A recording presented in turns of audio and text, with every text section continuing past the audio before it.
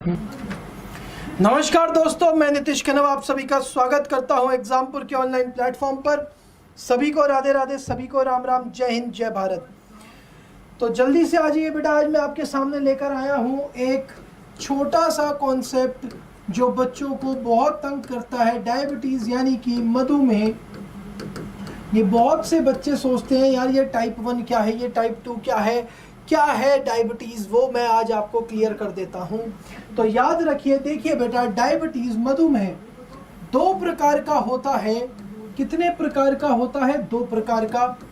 Diabetes mellitus और बोलते हैं इसको डायबिटीज, और दूसरा होता है डायबिटीज़ इंसिपिडस। बेटा डायबिटीज़ मेलिटस फिर से दो प्रकार का है। डायबिटीज़ मेलिटस फिर से दो प्रकार का होता है। एक को बोला जाता है हाइपरग्लाइसीमिया और दूसरे को बोला जाता है हाइपोग्लाइसीमिया। इनको समझने का बहुत ही सिंपल तरीका है। हाइपर का मतलब होता है हाई और ग्लाइ का मतलब होता है ग्लूकोस और सीमिया का मतलब होता है ब्लड।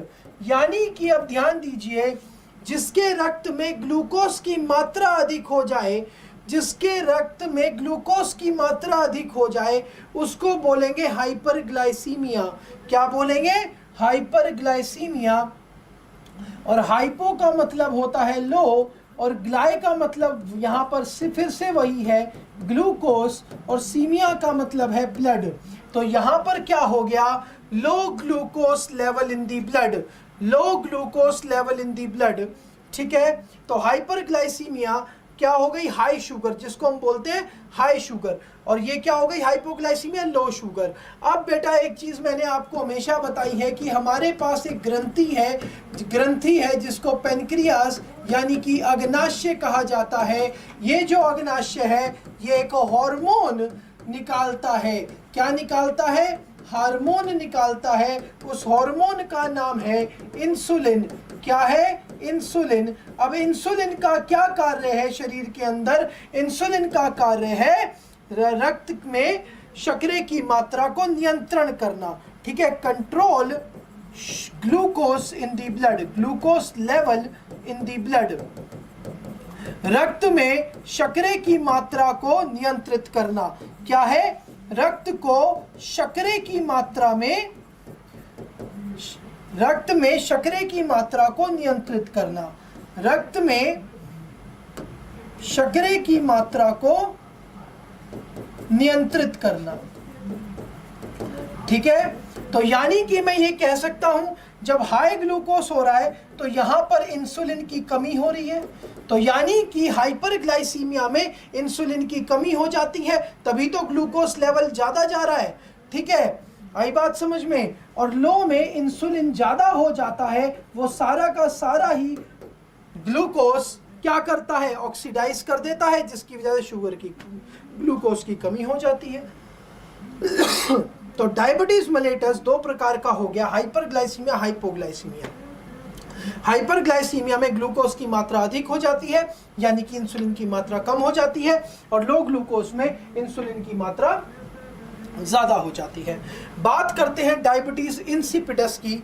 ध्यान दीजिए, जो दूसरी प्रकार है जिसको मैंने कहा डायबिटीज इंसिपिडस।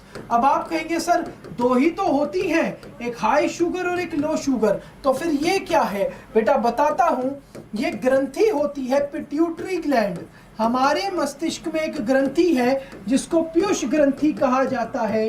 वो ग्रंथि एक हार्मोन निकालती है, एक हार्मोन निकालती है जिसको वैसोप्रेसिन कहा जाता है। वैसोप्रेसिन, वैसोप्रेसिन का दूसरा नाम एडीएच हार्मोन भी होता है।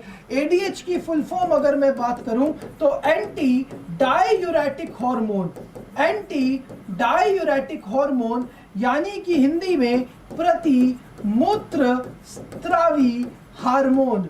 ठीक है, इस हार्मोन का काम होता है कंट्रोल यूरिन, कंट्रोल यूरिन। इसका फंक्शन क्या है? इसका कार्य क्या है? इसका कार्य है मूत्र को नियंत्रित करना, मूत्र नियंत्रण।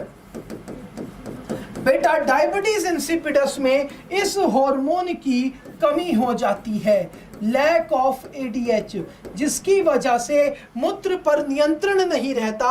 और डायबिटीज इंसिपिडस का सबसे पहला सिम्टम, सबसे पहला लक्षण निकल कर आता है, वो क्या है? वो है एक्सेसिव यूरिनेशन। क्या है? एक्सेसिव यूरिनेशन, अत्यधिक मूत्र विसर्जन, अत्यधिक मूत्र विसर्जन। ठीक है, जिसकी वजह से आपने सुना होगा कि जो डायबिटीज वाले पेशेंट होते हैं, जो डायबिटीज वाले पेशेंट होते हैं, कई कहते हैं कि हमसे यूरिन पे कंट्रोल नहीं होता, तो इसका मतलब उनको डायबिटीज इंसिपिडस है। क्या है? डायबिटीज इंसिपिडस है। क्वेश्चन आता है कि डायबिटीज इंसिपिडस में मूत्र में क्या कहते हैं, शर्करा आती है? बिल्कुल भी नहीं आती, क्योंकि यूरिन इतना ज्यादा एक्सक्रीट आउट होता है, अगर शुगर भी आ गई तो सारी की सारी शुगर ही बॉडी से निकल जाएगी, ग्लूकोज निकल जाएगा और व्यक्ति मर जाएगा। तो डायबिटीज इंसिपिडस में याद रखेंगे, no sugar pass in urine, no sugar pass in urine. तो ये टाइप 1 टाइप 2 क्या है? अगर हाइपरग्लाइसीमिया को डायबिटीज इंसिपिडस से मिला दिया जाए तो टाइप 1 बन जाती है, और अगर हाइपोग्लाइसीमिया को डायबिटीज इंसिपिडस से मिला दिया जाए तो टाइप 2 बन जाती है। ठीक है, तो अब हम एक चीज और देख लेते हैं कि ग्लूकोज लेवल होना कितना चाहिए। 80 से 100 मिलीग्राम पर 100 ml ऑफ ब्लड, यानी कि 80 से 100, 80 वाला होता है फास्टिंग, और 100 जो होता है वो क्या होता है? वो खाना खाने के बाद कितना मिलीग्राम, कितने रक्त में? 100 ml रक्त में। यह चीज हमें याद रखनी होती है। तो आज आपको समझ में आ गया होगा कि टाइप 1 टाइप 2 क्या है, डायबिटीज का कंसेप्ट क्या है। तो डायबिटीज का कंसेप्ट आपको समझ में आ गया होगा, आशा करता।